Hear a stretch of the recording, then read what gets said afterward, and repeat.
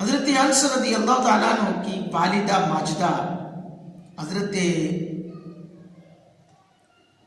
ام سلیم حضور کی بارگاہ میں آئیں. کب آئیں؟ سبحان اللہ، کہ جب مدینہ پاک میں حضور علیہ السلام کی آمد ہوئی اور انصار مدینہ نے بے شمار قسم کے تحفے پیش کیے، ہر ایک نے اپنی اپنی اوقات اور حیثیت کے مطابق تحفہ پیش کیا.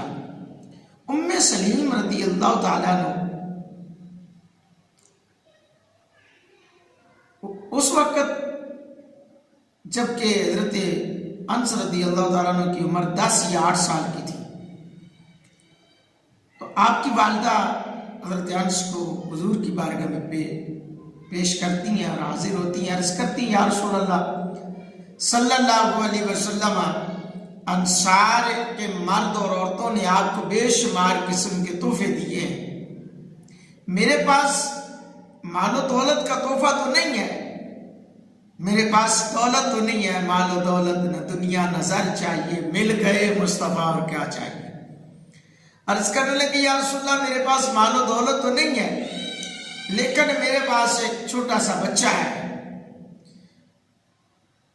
جو کہ میں آپ کی بارگاہ میں لے کر آئی ہوں، اس بچے کے سوا میرے پاس کچھ نہیں ہے. اللہ، اور میں آپ کو بطور تحفہ پیش کرتی ہوں، میرے اس تحفے کو، اس بچے کو قبول فرمانا. میرے کریم آقا علیہ الصلوۃ والسلام نے فرمایا